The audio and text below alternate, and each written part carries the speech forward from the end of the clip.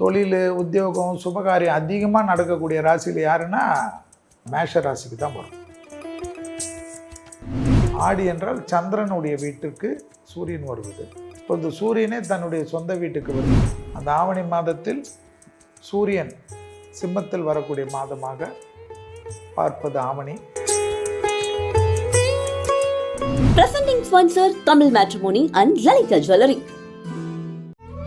தமிழர்களின் number one choice Tamil matrimony.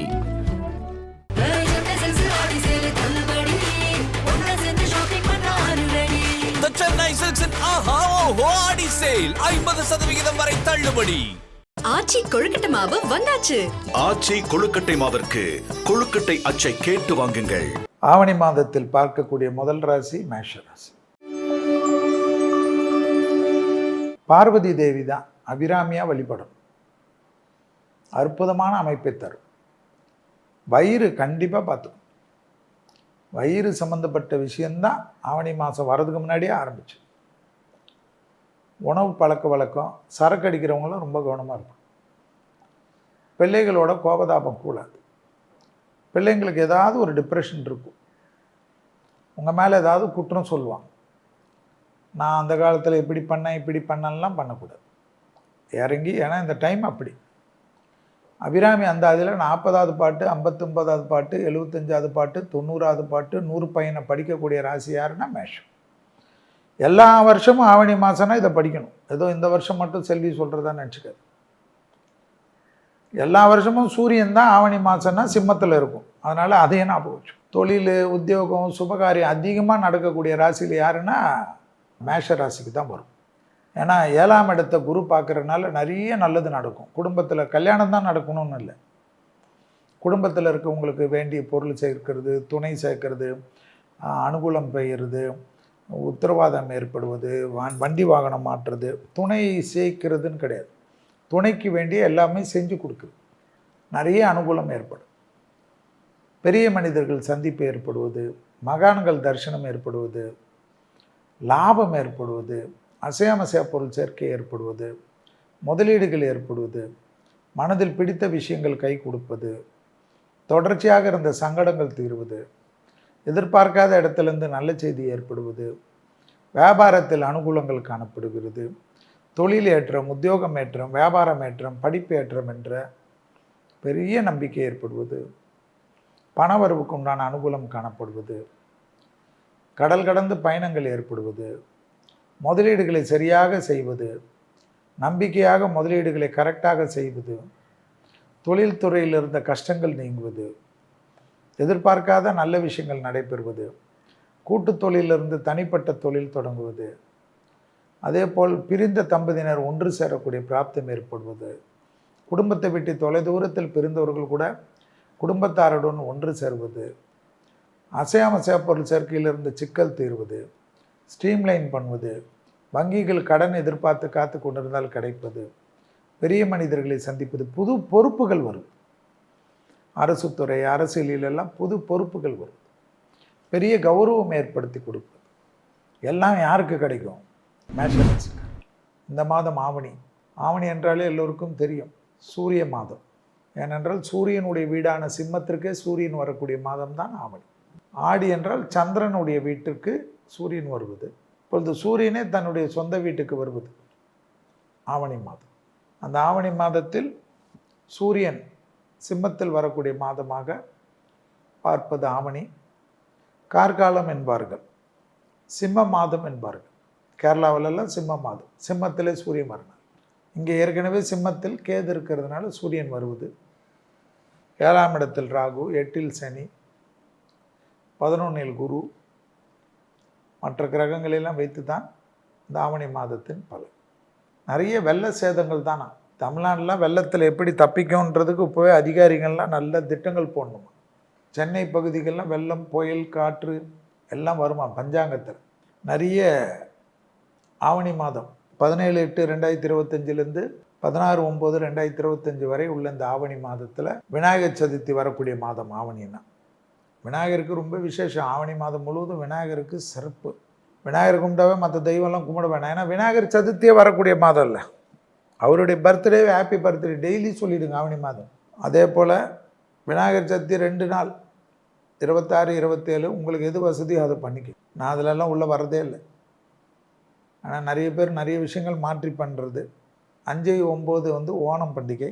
குறிப்பாக இந்த ஆவணி மாதத்தில் சந்திர கிரகணம் 7, 9 அதில் இரவு 9:57 1:26 மறுநாள் காலையில் வரைக்கும் 7ஆம் தேதியிலேருந்து 8ஆம் தேதி 7 இரவு ஆரம்பித்த சந்திர கிரகணம் 8ஆம் தேதி. சந்திர கிரகணம் தான் ரொம்ப முக்கியம். 8/9/2025 மகாலபக்ஷம் ஆரம்பிக்க. இதெல்லாம் ஞாபகத்தில் வச்சுக்கணும். சிறப்பு விசேஷம் ஆவணியில் எல்லா சுபகாரியமும் நிறைய, அந்த சுபகாரியத்தில் நிறைய தடங்களுக்கெல்லாம் சொல்லுவாங்க. அதெல்லாம் அடுத்தது எப்போ தான் ஆரம்பிக்கிறது சுபகாரியம். தைரியமாக பண்ணுங்கள். விநாயகர் வழிபாடு, புயல் வெள்ளம்லாம் ஏற்கனவே சொல்லிட்டேன். தண்ணி நிறைய.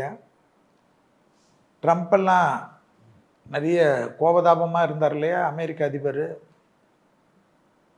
டப்புன்னு இறங்கி வருவார், ஒன்றுமே தெரியாத மாதிரி பேசுவார். ஏன்னா அவருக்கு நிறைய பிரச்சனை இந்த ஆவணி மாதத்தில் வரும். அது வர்றதுனால அது வந்து அவருக்கு ஏற்றுக்க முடியாது. குரோதத்தோடு தான் இறங்குவார். குரோதத்தோடு சில விஷயம்லாம் தப்பாக பண்ணிட்டு தான் இறங்குவார். அதனால் அமெரிக்காவில் இருக்கிற மக்கள்லாம் கொஞ்சம் பதட்டப்படாமல் இருங்க. அமெரிக்காவுக்கு எக்ஸ்போர்ட் செய்கிறவங்கெல்லாம் கொஞ்சம் பதட்டப்படாமல் இருங்க, எல்லாம் சரியாயிடும். ஏன்னா நிறைய ட்ரம்ப்புக்கு உள்ளூர்லேயே அவங்க நாட்டிலேயே நிறைய பிரச்சனை வரும்.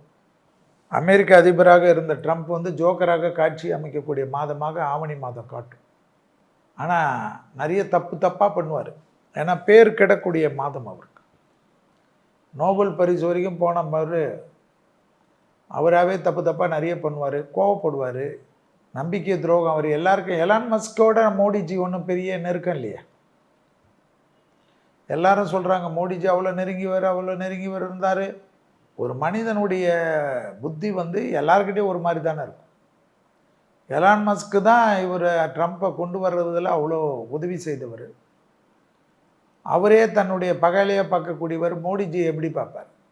மோடிஜி வந்து இந்திய நாட்டினுடைய பிரதமர். அமெரிக்காவில் இவருக்காக எல்லா விதமான தேர்தல் முன்னேற்றத்திலேருந்து தேர்தலை ஜெயித்து கொடுக்குற வரைக்கும் உறுதுணையாக இருந்த எலான் மாஸ்கை விட ஒருத்தருக்கு துரோகம் செய்வதில் ட்ரம்ப் வல்லவர் என்றால் உலகத்தில் அவர் யாருக்கு செய்ய மாட்டார்? எல்லோருக்கும் செய்வார். அதெல்லாம் போய் ஒரு பெருசாக பார்த்துக்கூட. மோடிஜியை ஒரு பிரதமராக பார்க்கணும். பாரதிய ஜனதா கட்சியினுடைய இதெல்லாம் பார்க்கணும். நம்ம என்ன லெவலில் இருந்தோம்? வரி வந்து இந்திய நாட்டில் வந்து வரி அதிகம் என்பது உலகத்தில் எல்லோருக்கும் தெரிஞ்ச விஷயந்தான். நானும் வந்து அது பாரதிய ஜனதா கட்சியெல்லாம் இருந்து நான் பேச மாட்டேன். வரி அதிப்பு தான். வரி வந்து இவ்வளோ பெரிய மக்கள் வாழக்கூடிய நாட்டில் இன்கம் டேக்ஸ் வரி கட்டுறவங்க ரொம்ப கம்மி. அது இந்தியாவுடைய அரசாங்கம் தான் சரி பண்ணணும். இந்தியாவில் வரி கட்டுறவங்களுடைய இன்கம் டேக்ஸ் கட்டுறவங்களுடைய கண்ணுக்கு 3 கோடி 4 கோடியில் தான் இருக்கும். ஆனால் இந்தியாவில் எவ்வளோ கோடீஸ்வரர்கள் இருக்காங்க? கிட்டத்தட்ட 50 கோடி பேருக்கு மேலே கோடீஸ்வரர்கள் இருக்காங்க. செக் பண்ணணும். இவங்கெல்லாம் ஏன் வரி கட்ட மாட்டேன்றாங்கன்னு தேடணும். இவங்களெல்லாம் அதெல்லாம் நோண்டணும். கட்டினவங்களே போட்டு கட்ட வச்சுக்கிட்டு இருக்குது. அதனால் என்ன ஆகுதுன்னா மக்கள் பயன்படுத்தக்கூடிய வத்திப்பெட்டியிலேருந்து கார் வரைக்கும் வரிகள் அதிகமாகுது. இன்கம் டேக்ஸ் ஜென்யூனாக இருக்க இதெல்லாம் குறையும். ஜிஎஸ்டியில் கூட வரக்கூடிய காலகட்டத்தில் சிங்கப்பூர் போல் ஒரே இதுவாக இருக்கணும். மக்களுக்கு மீள முடியாதது சம்பாதிக்கிறதுலேருந்து சாவு வீடு போகிற வரைக்கும் வரி தான். கொஞ்சம் ஆட்சியாளர்கள் சிந்திக்கணும். அந்த ஆட்சியாளர்கள் செய்தார்கள், நம்ம செய்யக்கூடாதெல்லாம் கிடையாது. எளிமைப்படுத்தணும். காலங்காலமாக இந்த வரிகளை எளிமைப்படுத்துவர்கள் தான் மக்கள் கொண்டாடி இருக்கிறாங்க மன்னர்கள் காலத்தில். ஸோ இந்த ஆவணி மாதத்தில் இதெல்லாம் கொஞ்சம் டிசிப்ளினாக வரும். அதுக்காக தான் சொல்கிறேன். பெரும் தலைவர்கள் ஜாக்கிரதையாக இருக்கணும் இந்த டைம். ஆவணி மாதத்தில் எப்படி ஆடி மாதத்தில் ஃப்ளைட்டுங்க ரொம்ப கவனமாக இருக்கணுமோ, அரசியல் தலைவர்கள், விளையாட்டுத்துறையை சார்ந்தவர்கள், பத்திரிகை துறையில் இருக்கக்கூடியவர்கள், இராணுவத்தில், போலீஸ் துறையில், ஏர்ஃபோர்ஸில், நேவியில் இருக்கக்கூடிய பெரிய பெரிய பொறுப்பில் இருக்கக்கூடியவர்கள், அடுத்ததாக பார்த்தீங்கன்னா பெரும் அதிகாரிகள், மக்களிடத்தில் செல்வாக்கு பெற்ற அதிகாரிகள், தொழிலதிபர்கள், அரசியல் தலைவர்களுக்கெல்லாம் ரொம்ப கொஞ்சம் கெட்ட நேரமா. கேதுவோட சூரியன் சேர்றதுனால பெரும் பொறுப்பில் இருக்கக்கூடிய அரசியல் தலைவர்கள், முதல்வர்கள், பிரதமர்கள், ஜனாதிபதிகள், உபஜனாதிபதிகள், மந்திரிமார்கள் தேக ஆரோக்கியத்தில் ரொம்ப கவனமாக இருக்கணும். டப்புன்னு கவுத்து விட்டுருமா கிரகம். வண்டிகளில் விபத்துகள் அதிகமாக ஏற்படுவதெல்லாம் பார்த்திங்கன்னா மக்கள் செல்வாக்கு மிக்க தலைவர்கள், முதல்வர்கள், இது போல் இருக்கவங்கெல்லாம் இந்த வாகனங்களை கரெக்டாக இந்த டிரைவரு, புதுசாக ஒரு டிரைவர் வராங்கன்னா வாகனத்துலலாம் இந்த மாதிரி லீடர்ஸுடைய இதெல்லாம் செக் பண்ணணுமா வேர்ல்டு ஃபுல்லாக. தேக ஆரோக்கியத்தில் நிறைய தலைவர்கள்லாம் மாட்டுவாங்களாம், தலைவிகள், தலைவர்கள், பெண் தலைவர்கள்.